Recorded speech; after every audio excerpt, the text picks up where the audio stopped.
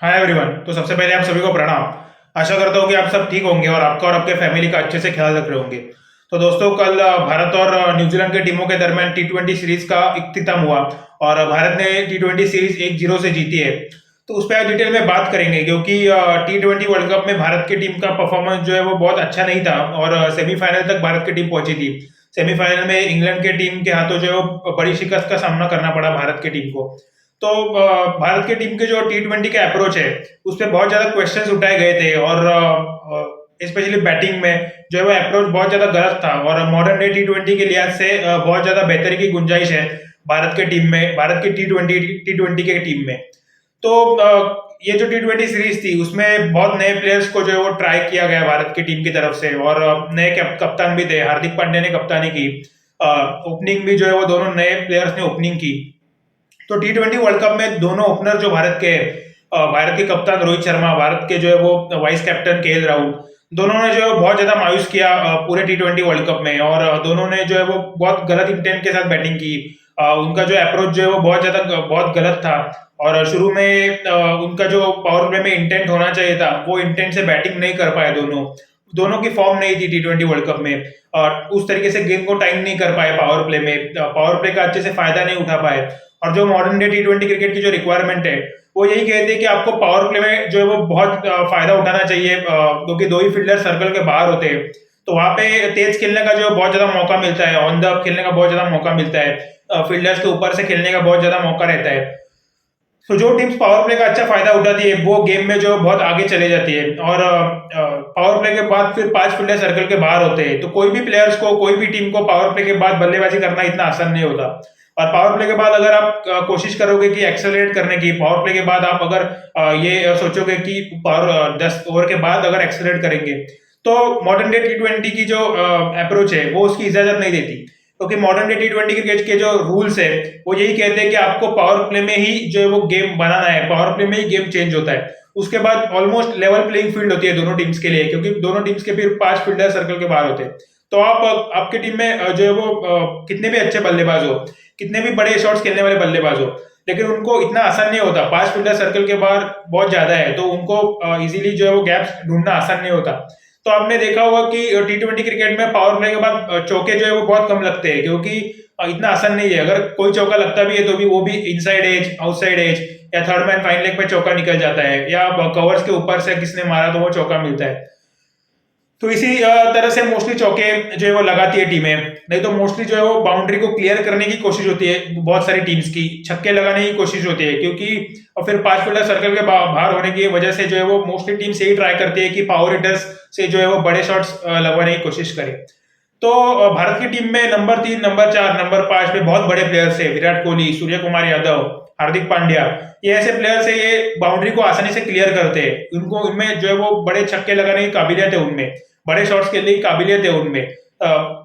तो इनको जो है वो ओपनिंग में भी उस तरीके से प्लेटफॉर्म मिलना चाहिए। पावर प्ले के ओवर्स जो ओपनर्स खेलेंगे उन्होंने फियरलेसली बैटिंग करनी चाहिए, तेज बैटिंग करनी चाहिए, एक एग्रेसिव अप्रोच के साथ बैटिंग करनी चाहिए। पावर प्ले के जो 36 बॉल्स हैं तो उनका फायदा उठाना चाहिए। सिर्फ 2 फील्डर्स बाहर रहते हैं तो उस तरीके से एग्रेसिव इंटेंट के साथ, एग्रेसिव अप्रोच के साथ बैटिंग करनी चाहिए जो कि भारत के दोनों ओपनर्स ने नहीं की। रोहित शर्मा ने इस साल के शुरू में कोशिश की थी कि इंटेंट को चेंज किया था, अप्रोच को चेंज किया था। KL राहुल मोस्टली जो है वो इंजर्ड थे इस साल में तो वो उनके साथ एज अ पार्टनर नहीं थे ज्यादातर मैचेस में। लेकिन रोहित शर्मा जो है वो तेज खेलने की कोशिश कर रहे थे, उनका स्ट्राइक रेट भी इस साल ज्यादा है। लेकिन जैसे T20 वर्ल्ड कप चालू हुआ तो उनको उस तरीके से गेम को टाइम नहीं कर पा रहे थे, उनसे उस तरीके की क्रिकेट खेली नहीं जा रही थी, उस अप्रोच को कंटिन्यू नहीं कर पा रहे थे। और उसका एक रीजन ये भी है कि रोहित शर्मा की फॉर्म जो है वो जब से वो कप्तान बने तो उनकी फॉर्म में बहुत ज्यादा डिप आया है बैटिंग फॉर्म में। क्योंकि कोई भी प्लेयर का ना जिस तरीके से एज अ बैट्समैन और एज अ बॉलर या एज अ प्लेयर जिस तरीके से एक पीक टाइम होता है ना, उसी तरीके से एज अ कप्तान भी जो है वो कोई भी कप्तान का है ना एक पीक टाइम होता है। तो रोहित शर्मा का पीक टाइम वही था एज अ कैप्टन, जहां पे उन्होंने मुंबई इंडियंस को 5 टाइटल जितवाए, जहां पे उन्होंने भारत को एशिया कप भी जितवाया 2018 में। तो वो रोहित शर्मा की कप्तानी का पीक समय था, लेकिन तब वो रेगुलर कप्तान नहीं थे टीम के। और विराट कोहली से भी वो बड़े हैं एज वाइज। और जब विराट कोहली ने कप्तानी छोड़ी है तीनों फॉर्मेट्स की तो तब रोहित शर्मा को कप्तानी सौंपी गई। पर वैसे क्योंकि उस वक्त जो है वो कोई सीनियर क्रिकेटर कोई ग्रूम नहीं हुआ था कप्तानी की रिस्पॉन्सिबिलिटी संभालने में। तो रोहित शर्मा कप्तान बने, और जो कि एक अप्रोच जो है वो एक तरीके से सही नहीं था, क्योंकि विराट कोहली से भी सीनियर है रोहित शर्मा। तो जब विराट कोहली ने इतने अरसे से कप्तानी की थी और उसके बाद कप्तानी से रिजाइन किया था, तो वो टाइम थोड़ा गलत था, जो भी रीजन थे उनके रिजाइन करने के। लेकिन वो टाइम जो है वो सही नहीं था, स्पेशली लॉन्गर फॉर्मेट में। विराट कोहली तो चाहते थे कि वो वनडे और टेस्ट की कप्तानी करे, लेकिन वो अलाउ नहीं किया बोर्ड ने उनको कि वनडे की भी वो कप्तानी करे, जब उन्होंने टी20 की कप्तानी से रिजाइन किया। तो फिर विराट कोहली ने जब तीनों फॉर्मेट की कप्तानी से रिजाइन किया, तब कोई प्लेयर ऐसा नहीं था टीम में जो कि कप्तानी की रिस्पॉन्सिबिलिटी संभाल सके। हार्दिक पांड्या की भी तब फिटनेस जो है वो पीक पे नहीं थी, जब हार्दिक पांड्या भी जो है वो अपनी फिटनेस को हासिल करने की जो है वो मेहनत कर रहे थे। फिर रोहित शर्मा ही ऐसे थे जो कि कप्तान बनने के लिए एलिजिबल थे, और कप्तान उन्होंने तब बनना चाहिए था। तब तो रोहित शर्मा ने, तभी दूसरा ऑप्शन नहीं था, तो रोहित शर्मा को ही कप्तान बनना पड़ा। और उसके बाद उनकी बैटिंग जो है वो बहुत ज्यादा अफेक्ट की है उससे, क्योंकि वो फॉर्म वाइज उनका जो है वो बेस्ट टाइम नहीं था वहां पे रोहित शर्मा को कप्तान बनाना, क्योंकि तब उनकी फॉर्म नहीं थी। लेकिन भारत के पास दूसरा कोई ऑप्शन नहीं था, और तीनों, रोहित शर्मा सुपर फिट है नहीं, और उनको वो अभी उनकी जो फिटनेस है वो उनको इजाजत नहीं देती कि वो तीनों फॉर्मेट की कप्तानी करे, क्योंकि उनको इंजरीज के बहुत ज्यादा कंसर्न रहते हैं थ्रू आउट द करियर, और विराट कोहली जैसे वो फिट नहीं है, तो तीनों फॉर्मेट लगातार हर एक मैच खेलना उनसे वो पॉसिबल नहीं होता है। तो अभी टी20 फॉर्मेट की कप्तानी मोस्टली उनसे ली जाएगी, और वो मोस्टली हार्दिक पांड्या को सौंपी जाएगी, क्योंकि हार्दिक पांड्या ने जो दिखाया है कि उनमें कप्तानी के स्किल्स है। इंडियन प्रीमियर लीग में भी उन्होंने गुजरात टाइटंस को जो है वो विनर बनाया। तो रोहित शर्मा का जो, जब रोहित शर्मा को व्हाइट बॉल की कप्तानी सौंपनी चाहिए थी, तब उनको सौंपी नहीं गई थी, क्योंकि पहले भी व्हाइट बॉल की कप्तानी के ट्रेड्स जो है वो रोहित शर्मा में ज्यादा दिखते थे विराट कोहली से। विराट कोहली का रेड बॉल में तो कोई कंपैरिजन है ही नहीं as a captain. Virat Kohli red ball के अभी के भी, इस टाइम के भी बेस्ट कैप्टन रेड बॉल के। लेकिन व्हाइट बॉल में रोहित शर्मा जो है वो ज्यादा बेहतर कप्तान दिखते थे, टैक्टिकली भी, टीम सिलेक्शन वाइज भी। और विराट कोहली ने उनके करियर में व्हाइट बॉल में जो है वो कुछ गलतियां की बड़े टूर्नामेंट्स में, टीम सिलेक्शन भी सही नहीं की, टैक्टिकली भी वो जो है वो उतने जो है वो बेहतर नहीं दिखते थे व्हाइट बॉल क्रिकेट में। तो उनको सक्सेस तो बहुत मिली, व्हाइट बॉल के भी उन्होंने बहुत ज्यादा मैचेस जितवाए, उनकी विनिंग परसेंटेज भी बहुत ज्यादा है, और टूर्नामेंट्स में भी उन्होंने जो है वो क्वालिफाई करवाया मोस्ट ऑफ द टूर्नामेंट्स में उन्होंने टीम को सेमीफाइनल के लिए, फाइनल के लिए। लेकिन वो जिस तरीके से रेड बॉल में उनकी कप्तानी में जो है वो एग्रेशन और जिस पैशन के साथ वो रेड बॉल में कप्तानी करते थे, और जिस टैक्टिक्स, बेहतरीन टैक्टिक्स के साथ वो रेड बॉल में कप्तानी करते थे, तो व्हाइट बॉल में जो उनके टैक्टिक्स थे वो थोड़े व्हाइट बॉल के लिहाज से थोड़े ज्यादा एग्रेसिव दिखते थे, वो थोड़े ज्यादा एग्रेसिव हो जाते थे। और एज अ कप्तान उन्होंने बड़े बड़े टूर्नामेंट्स में टीम सिलेक्शन में बहुत ज्यादा गलतियां की। तो वहां पे रोहित शर्मा उस वक्त जो है वो इंडियन प्रीमियर लीग में बहुत बेहतरीन कप्तानी कर रहे थे। जब उनको एशिया कप में भी कप्तानी करने का मौका मिला, जब विराट कोहली नहीं खेल रहे थे उस एशिया कप में 2018 में, तो वहां पे भी जो है वो रोहित शर्मा ने टीम को जो है वो विनर बनाया और चैंपियन बनाया। तो पर अभी जो, जब रोहित शर्मा को कप्तानी सौंपी गई, तो उनकी जो पीक जो है वो निकल चुका था कप्तानी का, उनकी फिटनेस भी जो है वो पीक पे नहीं थी, और फिटनेस पे वैसे भी उनको मतलब बहुत ज्यादा सवाल होते हैं उनकी फिटनेस पे। तो उनकी फिटनेस की वजह से, और उनकी जो फॉर्म है उसमें भी डीप आ गई कप्तान बनने के बाद। तो टी20 वर्ल्ड कप में तो रोहित शर्मा दिखे ही नहीं, जो रोहित शर्मा को सब जानते हैं, वो रोहित शर्मा दिखे ही नहीं टी20 वर्ल्ड कप में। और फिर उनकी फॉर्म में भी डीप आने की वजह से एज एन ओपनर सबसे बड़ी रिस्पॉन्सिबिलिटी उनमें थी कि टीम को अच्छा स्टार्ट देना, अच्छा तेज स्टार्ट देना, पावर प्ले का इस्तेमाल करना। तो वो भी काम उनसे हुआ नहीं, और पावर प्ले में उनसे बिल्कुल भी अच्छी शुरुआत एक भी मैच में देखने को नहीं मिली। नेदरलैंड के मैच में उन्होंने 50 किया, लेकिन नेदरलैंड के खिलाफ जो मैच था उसमें उनका एक कैच भी छूटा था, और फिर वो भी 50 टिपिकल रोहित शर्मा वाला 50 नहीं था। तो उनसे परफॉर्मेंस हुई नहीं। सेमीफाइनल में एक्सपेक्टेशंस थी कि रोहित शर्मा बड़े मैच में स्टेप अप करेंगे, लेकिन तभी वहां पे तो उन्होंने बहुत ही खराब क्रिकेट खेली, 27 बॉल पे 27 किए उन्होंने। केएल राहुल की तो बात ही करना जो है वो अभी जरूरी नहीं है, क्योंकि केएल राहुल ने तो इतना डिसअपॉइंट किया है टीम को, लगातार लगातार बड़े मैचेस में वो फ्लॉप हुए, लगातार उनकी जो परफॉर्मेंस नीचे ही रही बड़े मैचेस में, बड़े टीम्स के अगेंस्ट वो बड़े टूर्नामेंट्स में बिल्कुल भी फ्लॉप हुए। तो अभी ओपनिंग पेयर भारत की टीम को ढूंढना है सबसे पहले टी20 में, क्योंकि रोहित शर्मा मोस्टली अभी लॉन्गर फॉर्मेट पे फोकस करेंगे, वो अभी मोस्टली टी20 नहीं खेलेंगे, और उन्होंने खेलना भी नहीं चाहिए। अब उन्होंने वनडे और टेस्ट पे फोकस करना चाहिए, वहां के वो कप्तान भी है। वनडे फॉर्मेट में उनको जल्दी से जल्दी उनकी फॉर्म वापस आनी चाहिए, फिटनेस भी उन्हें जल्दी से जल्द अपने जो है फिटनेस पे अभी काम करना चाहिए, फिटनेस पे काम करते रहना चाहिए। और वनडे क्रिकेट में एज अ कप्तान जो है वो उनका बहुत बड़ा रोल है, जो नेक्स्ट ईयर वर्ल्ड कप है उसमें उनका बहुत ज्यादा रोल है, और वनडे में अभी भी वो बहुत अच्छे कप्तान है। और जब से वो दो फॉर्मेट खेले करेंगे ना, तो वो कप्तानी में भी उनकी बेहतरी दिखाई देगी, क्योंकि फिर वो प्रेशर उन पे थोड़ा कम होगा। तो अभी इस मुकाम पे वो है ना, वहाँ पे एज अ प्लेयर ही मोस्टली क्रिकेटर्स खेलते हैं, लेकिन वो एज अ कप्तान खेल रहे हैं, तो उनको दो ही फॉर्मेट पे फोकस करना चाहिए, लॉन्गर फॉर्मेट पे फोकस करना चाहिए। और वहां पे उनको एज अ कैप्टन जितने भी अरसे तक वो कप्तान रहेंगे, तो तब अभी उनपे उनके कप्तानी पे और उनके बैटिंग पे उन्होंने फोकस करना चाहिए, सिर्फ दो फॉर्मेट में। तो अभी मॉडर्न डे T20 के लिहाज से जो हार्दिक पांड्या मोस्टली भारत की टीम के कप्तान बनेंगे, रेगुलर कप्तान बनेंगे, और एक इंटेंट के साथ टीम ने जो परफॉर्म किया इस सीरीज में, बल्लेबाजी में वो इंटेंट दिखाई दिया। हार्दिक पांड्या ने ऋषभ पंत और ईशान किशन से ओपनिंग करवाया, और उसका रीजन यही है कि मोस्टली दोनों में से एक को जो है वो एज एन ओपनर सेटल करवाएंगे टीम में, as a wicket keeper batsman, as an opener, क्योंकि दोनों फियरलेसली क्रिकेट खेलते हैं, दोनों पावर प्ले का अच्छा इस्तेमाल करना जानते हैं, दोनों एग्रेसिव क्रिकेट खेलते हैं, डरते नहीं है, बड़े शॉट्स खेलते हैं, अपनी क्रिकेट गेम खेलते हैं, और बिल्कुल भी जो है वो एक्सेलरेशन कंटिन्यू रखते हैं, बिल्कुल भी स्लो डाउन नहीं करते। तो यही एज एन ओपनर यही उम्मीद है ओपनर से, कि उन्होंने तेज खेलना चाहिए। उनका रोल यही है कि पावर प्ले का इस्तेमाल करे, आउट होने से ना डरे, अगर आउट होते भी है तो भी इंटेंट जो है वो नेक्स्ट मैचेस में भी वही इंटेंट के साथ कंटिन्यू करे।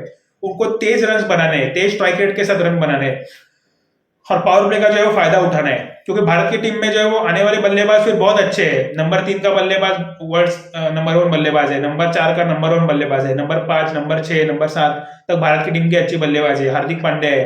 फिर भारत को नंबर 6 पे अभी दीपक हुडा को ट्राई कर रहे हैं, तो वो भी बल्लेबाजी भी करते हैं, बॉलिंग भी करते हैं, पार्ट टाइम गेंदबाजी भी करते हैं।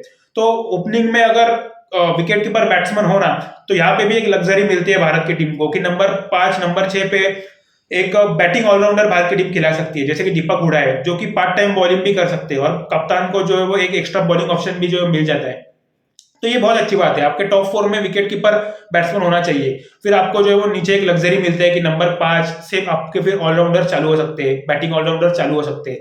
तो आपको फिर एक बड़ी जो है वो बॉलिंग को ऑप्शन मिलता है कप्तान को।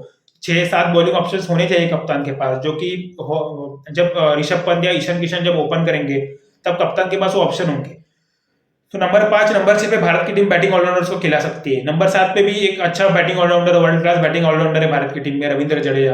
तो उनका भी बैकअप जो है भारत की टीम में तैयार रखना चाहिए, क्योंकि उनको भी इंजुरीज के कंसर्न होते हैं। तो उनका भी बैकअप जो है वो तैयार रखना चाहिए भारत की टीम ने, और सारे प्लेयर्स के बैकअप होना चाहिए उस रोल के हिसाब से। बैटिंग ऑलराउंडर हो तो उसका बैकअप बैटिंग ऑलराउंडर ही होना चाहिए। अब रविंद्र जडेजा इंश्योर हो गए T20 वर्ल्ड कप के पहले, तो अक्षर पटेल को उनकी जगह पे खिलाया, लेकिन अक्षर पटेल बैटिंग ऑलराउंडर नहीं है, वो बॉलिंग ऑलराउंडर है, वो स्पेशली बॉलर है, वो कैन बैट अ बिट। तो T20 में तो T20 वर्ल्ड कप में तो उनसे बल्लेबाजी भी नहीं हुई, उनसे जो है वो बॉलिंग भी नहीं हुई अच्छे से, क्योंकि बॉलिंग में तो उनका जो बहुत ज्यादा इश्यूज थे बॉलिंग में उनके, क्योंकि उनसे वो ऑस्ट्रेलियन पिचेस पे जो है वो उनके बॉलिंग में ज्यादा बाउंस उनको मिल रहा था, तो वो गेंद जो है वो स्टंप के ऊपर से मोस्टली निकल रही थी। तो वो ऐसे बॉलर है जो कि गेंद को स्किड करना जानते हैं, जो विकेट टू विकेट बॉलिंग करके विकेट्स लेते हैं, एग्रेसिव बॉलिंग करके विकेट्स लेते हैं, लेकिन उस तरीके से वो उनकी जो लाइन एंड लेंथ है उस पे उनका बॉल स्किड नहीं हो रहा था उस पिचेस पे, उस कंडीशंस पे, और उनका बॉल जो है वो उस तरीके से निकल नहीं रहा था तेज, जिस तरीके से सब कॉन्टिनेंटल पिचेस पे निकलता है, जिस तरीके से एशियन कंडीशंस में निकलता है। भारत के पिचेस पे जिस तरीके से उनका बॉल जो है वो स्किड करता है, तेज जो है वो गेंद निकलती है उनकी, फिर एलबीडब्ल्यू और बोल्ड करते हैं वो, तो उस तरीके से जो है वो उनको मदद नहीं मिली पिच से, और फिर वो बिल्कुल ही वहां पे बहुत ज्यादा एक्सपोज हो गए वो, और उनसे परफॉर्मेंस ही नहीं हुई एज अ बॉलर भी, एज अ बैट्समैन भी, पूरे T20 वर्ल्ड कप में। तो रविंद्र जडेजा का बैकअप एक बैटिंग ऑलराउंडर होना चाहिए, तो वहां पे उन टीम को भी देखना चाहिए कि उस रोल में कौन से प्लेयर को टीम जो है वो तैयार कर सकती है। फिर सारे जो है वो रोल्स के हिसाब से, सारे प्लेयर्स के बैकअप रोल्स के हिसाब से अवेलेबल होना चाहिए। ऐसा नहीं कि Ravindra Jadeja left arm spinner है तो आपने कोई भी लेफ्ट आर्म स्पिनर को जो है वो ले लिया और टीम में जो है वो खिला लिया, तो ऐसा नहीं होना चाहिए। तो रोल्स के हिसाब से बैकअप तैयार करने चाहिए अभी, और हार्दिक पांड्या के पास अभी वो जिम्मेदारी है, सिलेक्शन कमेटी अभी नहीं है, तो उन्होंने रोल्स के हिसाब से जो है वो सॉर्ट करने चाहिए प्लेयर्स। और जो प्लेयर, अगर कोई प्लेयर इंजर्ड होता है, अगर कोई प्लेयर जो है वो उसको फिटनेस के जो है वो इश्यूज होते हैं, तो रोल्स के हिसाब से ही टीम ने जो है वो टीम को सिलेक्ट करने चाहिए, रोल्स के हिसाब से फिर प्लेयर्स को मौका देने चाहिए, कि उस प्लेयर की जगह पे उसी प्लेयर को मौका देना चाहिए जो उस रोल में फिट बैठता हो। तो वो बहुत जरूरी है। तो देखते हैं कि अभी नेक्स्ट मैच में टीम जो है वो उस पे किस तरीके से सिलेक्शन कमेटी, अभी नई सिलेक्शन कमेटी कौन होगी, वो किस तरीके से काम करती है, तो सिलेक्शन पे बहुत ज्यादा जिम्मेदारी होगी, क्योंकि भारत की टीम ने पिछले जो है वो कुछ महीने में सिलेक्शन में इतने ब्लंडर्स किए जितने किसी ने भी नहीं किए, इतने प्लेयर्स ट्राई किए कि वो एक सेट जो है वो टीम कॉम्बिनेशन ही नहीं बना सकी भारत की टीम। तो चीफ सिलेक्टर्स और सिलेक्शन कमेटी को जो है वो सैक किया, वो तो बहुत बड़ी बात है और उन्होंने बहुत ज्यादा ब्लंडर्स किए। लेकिन फिर क्वेश्चन यही है कि क्या सिर्फ सिलेक्शन कमेटी के पास जो है पूरी पावर्स थी क्या? तो अगर वो उनके पास पूरी पावर्स थी तो फिर उनका जो है वो सैक करना ठीक है, लेकिन अगर उनमें सारी पावर्स उनके पास नहीं थी और जो है वो बहुत ज्यादा एक्सटर्नल इन्फ्लुएंस था उनके सिलेक्शन में, कोच का, कप्तान का, तो अगर उनका भी इन्फ्लुएंस था तो फिर उनसे भी सवाल होने चाहिए कि फिर ये इस तरीके से ब्लंडर्स कैसे हो गए सिलेक्शन में। इतने प्लेयर्स ट्राई किए, सेटल कॉम्बिनेशन ही नहीं बन सका टीम का वर्ल्ड कप के पहले, T20 वर्ल्ड कप के पहले। तो ये सवाल उनसे पूछना चाहिए कि इस तरीके से गलतियां कैसे की आपने, और इस तरीके से गलतियां नहीं होनी चाहिए थी, इतना सिलेक्शन ब्लंडर्स नहीं होने चाहिए थे। तो अभी देखते हैं हार्दिक पांड्या के साथ नई सिलेक्शन कमेटी होगी, वो किस तरीके से T20 फॉर्मेट को जो है वो अप्रोच करती है, किस तरीके से सिलेक्शन करती है, कौन से प्लेयर्स को मौके मिलेंगे। ओपनर्स में तो अभी वही कोशिश है कि ऋषभ पंत या ईशान किशन दोनों में से एक को जो है वो सेटल करवाया जाए, और दोनों विकेट कीपर्स हैं तो वहां पे एक अच्छा कॉम्बिनेशन बनेगा। एक राइट हैंड बैट्समैन जो भारत की टीम वहां पे सिलेक्ट करेगी, और उनके साथ एक left hand wicket keeper batsman जो है वो सिलेक्ट होंगे। तो ऋषभ पंत में बहुत ज्यादा टैलेंट है, उनकी रेंज बहुत जबरदस्त है, फियरलेसली खेलते हैं। ईशान किशन भी वैसे ही है, फियरलेसली खेलते हैं, एग्रेसिव इंटेंट के साथ बैटिंग करते हैं, पावर प्ले में जो है वो एक बड़े शॉट्स खेलने की काबिलियत रखते हैं, ऑन द बहुत जबरदस्त खेलते हैं, बड़े शॉट्स बहुत जबरदस्त तरीके से खेलते हैं, रेंज बहुत जबरदस्त है उनकी। और ऋषभ पंत का भी देखा कल के मैच में, जिस तरीके से उन्होंने फोर स्टंप पे अगर जो इन स्विंग गेंद थी उनको जिस तरीके से उन्होंने एक्स्ट्रा कवर पे प्लेस किया, वो बहुत ही जबरदस्त शॉट था और 3 रन वहां पे उन्होंने हासिल किए। ईशान किशन का भी लोग कहते हैं कि उनमें वो स्ट्राइक रोटेशन की काबिलियत नहीं है, लेकिन उनकी टेक्निक उस तरीके से नहीं है कि वो स्ट्राइक रोटेशन करे, और उनकी टेक्निक एज एन ओपनर उसी तरीके की टेक्निक चाहिए आपको। एक साइड से अगर एग्रेसिव ओपनर खिलाना है तो वो हर बॉल पे जो है वो तेज खेलने की कोशिश करने वाला होना चाहिए, हर बॉल पे बड़े शॉट्स खेलने की कोशिश करने वाला होना चाहिए, वो पावर प्ले का फायदा उठाने वाला होना चाहिए। वो सिंगल डबल अगर करने की जिस जिस बल्लेबाज की टेक्निक है, तो वो बल्लेबाज दूसरा होगा, वो बल्लेबाज उनके साथ जो होगा ना वो एंकर का रोल अदा करेगा। और ये जो ओपनर है ये तेज खेलेंगे, जिस तरीके से इंग्लैंड के एलेक्स हेल्स है, जिस तरीके से न्यूजीलैंड के फिन एलन है। तो इनका रोल है कि जो है वो इनका रोल है कि तेज बैट स्पीड के साथ खेले। इनका रोल यही है कि बड़े शॉट्स खेलने की कोशिश करे, बल्ले गेंदबाज को डोमिनेट करने की कोशिश करे, दायरे का इस्तेमाल करने की कोशिश करे।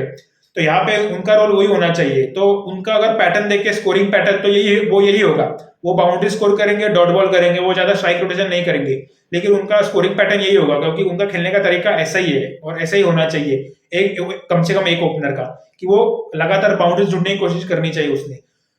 तो उस कोशिश में जो है वो डॉट गेंदे भी खेलेगा, वो उस कोशिश में जो गेंद जो है वो कनेक्ट नहीं भी होगी, लेकिन वहां पे डॉट गेंदे जरूर होगी, लेकिन बाउंड्री परसेंटेज भी उनके ज्यादा है, ईशान किशन के बाउंड्री परसेंटेज भी ज्यादा है, तो वो भी जो है वो इंपॉर्टेंट है T20 क्रिकेट में। ऋषभ पंत का भी वैसा ही है। तो अभी 2 ओपनर्स थे, इसलिए वो उतने स्ट्राइक रोटेशन अच्छे से नहीं कर पाए, क्योंकि दोनों ओपनर उसी तरीके के खेलने वाले। लेकिन मेन टीम में जो है वो दोनों में से एक ही खेलेगा, अभी दोनों में से एक को जो है वहां पे सेटल करवाना है, तो इसलिए दोनों को चांस दे रहे हैं, अभी एक्सपेरिमेंट कर रहे हैं। तो मेन टीम में एक ओपनर, दूसरा जो राइट हैंडर ओपनर होगा, मोस्टली शुभमन गिल होंगे या KL राहुल होंगे, या जो भी नया ओपनर को चांस मिलेगा, तो वो उसी तरीके से बल्लेबाजी करेंगे। हो सकता है कि पृथ्वी शॉ को भी चांस मिल सकता है। तो वहां पे वो ऐसे होंगे कि वो जो है सिंगल डबल निकालने की कोशिश करेंगे, वो जो है वो गेंद को जो मेरिट पे खेलने की कोशिश करेंगे, तो वो ओपनर ऐसे होंगे। तो ओपनिंग में और कल के मैच में जो इंटेंट था वो बहुत जबरदस्त था बल्लेबाज बैटिंग यूनिट का, और बहुत ही तेज रन्स कर रहे थे, विकेट्स की परवाह नहीं कर रहे थे, क्योंकि उनको पता था कि कल वैसे भी ज्यादा डीप बैटिंग थी नहीं, क्योंकि भारत की टीम एक्सपेरिमेंट कर रही है, भारत की टीम ये फुल स्ट्रेंथ स्क्वाड नहीं है, लेकिन फिर भी बहुत जबरदस्त इंटेंट के साथ भारतीय टीम ने बल्लेबाजी की, जो कि बहुत ही काबिले तारीफ था। और उसी वजह से कल जो है वो बहुत तेज खेल रहे थे भारत के बल्लेबाज, और कल का मैच जो है वो ऑब्वियसली बराबरी पे समाप्त हुआ, तो डकवर्थ लुइस सिस्टम के नियम के अनुसार। तो कल के मैच का तो रिजल्ट नहीं हो सका, लेकिन पूरा मैच होना चाहिए था कल, जिस इंटेंट के साथ, जिस अप्रोच के साथ बैटिंग कर रही थी भारत की टीम, तो वो बहुत ही काबिल तारीफ थी। तो कल का मैच अगर कंप्लीट होता तो बहुत ही मतलब देखने को मिलता कि किस तरीके से फिर भारत की टीम की अप्रोच रहती है उसके बाद। तो हार्दिक पांड्या एज ए कप्तान भी अच्छे थे, उनका अप्रोच जो है वो बहुत बेहतर है, अप्रोच उनका अब तक तो सही है कि एग्रेसिव मॉडर्न डे T20 के लिहाज से उनका अप्रोच रहा है दोनों T20 में जो कि खेले गए थे। तो और बॉलिंग चेंजेस देखोगे तो टीम सिलेक्शन पे तो बात की, बॉलिंग चेंजेस देखोगे तो वो भी उनके अच्छे थे, कुछ जगह पे वो एक्सपेरिमेंट कर रहे थे, जो कि एज अ कप्तान उनका भी यही रोल है कि शुरू में उनको एक्सपेरिमेंट करके जो है वो राइट प्लेयर जो है वो ढूंढने हैं। तो यहाँ पे उन्होंने कल के मैच में भी मिडल ओवर्स में बहुत ज्यादा बॉलिंग करवाई हर्षल पटेल और युजवेंद्र चहल से। तो वो देख रहे थे कि वो कैसे बॉलिंग करते हैं मिडल ओवर्स में। तो यहाँ पे थोड़े एक्सपेरिमेंट चालू है एज ए कप्तान भी, तो वहां पे वो मार्जिन देना चाहिए हार्दिक पांड्या को। मोहम्मद सिराज को जिस तरीके से उन्होंने बैक किया, जिस तरीके से मिडल ओवर्स में मोहम्मद सिराज बॉलिंग कर रहे हैं, वो उनकी स्ट्रेंथ नहीं है। मिडल ओवर्स उनकी स्ट्रेंथ नहीं है। उनकी स्ट्रेंथ पहले नया बॉल थी। नया बॉल के साथ वो सीम अप गेंद ज्यादा करते थे, दोनों साइड से गेंद को स्विंग करने की कोशिश ज्यादा करते थे, और वहां से नए बॉल के साथ बल्लेबाज को आउट करने की कोशिश ज्यादा करते थे। लेकिन इस सीरीज में उनका रोल चेंज हुआ है। इस तरीके से उन्होंने इस सीरीज में उन्होंने वो रोल जो है वो निभा रहे हैं जो कि पाकिस्तान के लिए हैरिस रॉफ करते थे, जो कि बाकी दूसरे टीम्स के लिए, इंग्लैंड के लिए मार्क वुड करते हैं, जो कि क्रिस जॉर्डन करते हैं, साउथ अफ्रीका की टीम के लिए हेनरिक नोकिया करते हैं। वो रोल जो है वो निभा रहे हैं मोहम्मद सिराज भारत की टीम के लिए अभी। तो कल उन्होंने जिस तरीके से तेज बॉलिंग की, जिस तरीके क्रॉस सीम बॉलिंग की, जिस तरीके से वो कोशिश कर रहे थे कि पिच में जो बाउंस अवेलेबल है, कल की पिच थोड़ी टू पेस थी, तो गेंद जो है वो इक्वल पेस पे बल्ले पे नहीं आ रहा था, लेकिन उसी का वो कोशिश कर रहे थे कि क्रॉस सीम करके इस्तेमाल करें वेरिएबल बाउंस जनरेट करने का, और वहां पे उनको सक्सेस भी मिली। कल उन्होंने 50% से ज्यादा गेंद जो है वो 13 गेंद 24 में से 13 के बॉल्स उन्होंने जो है वो कल गुड लेंथ पे किया, और वहां पे उन्होंने कोशिश की 6 से 8 मीटर की लेंथ पे बाउंस जो है वो जनरेट करे। तो कल उन्होंने बहुत ही जबरदस्त बॉलिंग की, उन्होंने बहुत ही काबिल तारीफ बॉलिंग की उन्होंने। तो देखते हैं कि अभी बॉलिंग में जो है वो कौन से बॉलर पे ज्यादा रिलाई करेंगे, कौन से बॉलर पे ज्यादा भरोसा करेंगे हार्दिक पांड्या। मोहम्मद सिराज पे जरूर ऐसा देखने को मिल रहा है कि भरोसा करेंगे, फिर अर्शदीप सिंह है उन पे भरोसा करेंगे। भुवनेश्वर कुमार को मोस्टली इसीलिए सिलेक्ट किया था कि न्यूजीलैंड की कंडीशंस जो है उनको सूट करती है, तो वहां पे उनका एक्सपीरियंस का जो है फायदा उठाने की कोशिश थी। और एक सीनियर प्लेयर टीम में होता है तो फिर यंगस्टर्स को जो है वो गाइड भी करते हैं। तो भुवनेश्वर कुमार जो है अर्शदीप सिंह, मोहम्मद सिराज और हर्षल पटेल, ऐसे बॉलर्स को गाइड करने का भी उनमें बहुत ज्यादा रिस्पॉन्सिबिलिटी है, तो इसीलिए उनको टीम में रखा है साथ में। तो जसप्रीत बुमराह जब टीम में आएंगे तो वो भी खेलेंगे। उमरान मलिक है, उनको भी चांस मिलेगा आने वाले वक्त में। फिर कुलदीप सेन को भी मौका मिल सकता है, दीपक चहर भी है। तो बॉलिंग के बहुत ऑप्शन है भारत के टीम के पास। अभी देखते हैं किस तरीके से जो है वो रोटेट करते हैं बॉलर्स को हार्दिक पांड्या, कौन से बॉलर्स को ज्यादा जो है वो भरोसा जताते हैं। पर मोहम्मद सिराज जो है वो बहुत जबरदस्त बॉलर थे। सूर्य कुमार यादव को जो है वो बेस्ट प्लेयर का अवार्ड मिला सीरीज का, और मोहम्मद सिराज भी वो डिजर्व करते हैं, तो दोनों को मिल सकता था। तो मोहम्मद सिराज ने भी उतनी जबरदस्त परफॉर्मेंस किया है इस सीरीज में, तो उनके भी बहुत तारीफ होनी चाहिए, क्योंकि नया रोल था उनके लिए, यूज टू नहीं है इस रोल के लिए। बट जिस तरीके से उन्होंने मिडल ओवर्स में जो है वो स्क्रैम्बल सीम, क्रॉस सीम के साथ बॉलिंग की, जिस तरीके से स्लोअर वंस किए, बाउंसर जिस तरीके से किए, यॉर्कर जिस तरीके से कोशिश की एग्जीक्यूट करने की, तो वो बहुत ही काबिल तारीफ थी। तो बहुत ही इंप्रूव बॉलर दिख रहे हैं मोहम्मद सिराज। फिटनेस पे भी उन्होंने बहुत ज्यादा काम किया है, बहुत फिट दिख रहे हैं, और एक अच्छा जो है वो भारत के लिए साइन है कि बहुत अच्छा प्रोस्पेक्ट है मोहम्मद सिराज, और तीनों फॉर्मेट्स में जो वो लंबे अरसे तक रिप्रेजेंट कर सकते हैं भारत की टीम को और खेल सकते हैं। तो देखते हैं अभी T20 आने वाली जो है वो वक्त में T20 क्रिकेट किस तरीके से भारत की टीम खेलेगी। अभी तक हार्दिक पांड्या को जो है वो अनाउंस तो नहीं किया है कप्तान, टीम का रेगुलर कप्तान, लेकिन देखते हैं कि क्या डिसीजन लेते हैं बोर्ड, और क्या उनको जो है वो रेगुलर कप्तानी सौंपी जाएगी, वो भी देखते हैं। तो अभी तक अच्छी कप्तानी की हार्दिक पांड्या ने, और अप्रोच उनका बहुत बेहतर था। टीम का अप्रोच भी इस सीरीज में भी एक बेहतर अप्रोच के साथ टीम ने खेला। सूर्य कुमार यादव उसी फॉर्म को उन्होंने कंटिन्यू किया, नंबर 1 प्लेयर है वो T20 के, तो उन्होंने फिर से दिखाया कि वो क्यों नंबर 1 प्लेयर है T20 की, और बहुत जबरदस्त बैटिंग की उन्होंने, उसी अप्रोच को कंटिन्यू किया। तो देखते हैं आने वाले वक्त में जरूर बात करेंगे T20 पे भी, और फिर वनडे सीरीज का भी आगाज होने वाला है परसों से, तो कल उस पर भी डिटेल में बात करेंगे। वनडे के जो है वो टीम पे बात करेंगे, वनडे का क्या इंटेंट होना चाहिए, क्या अप्रोच होनी चाहिए, उस पर भी डिटेल में बात करेंगे। अगर आपको वीडियोस पसंद आ रहे हो तो प्लीज़ आप चैनल को सब्सक्राइब जरूर कीजिए, प्लीज़ वीडियो को लाइक भी जरूर कीजिए, और बहुत सारा ख्याल रखिए। नेक्स्ट वीडियो में मिलते हैं। जय हिंद, जय भारत।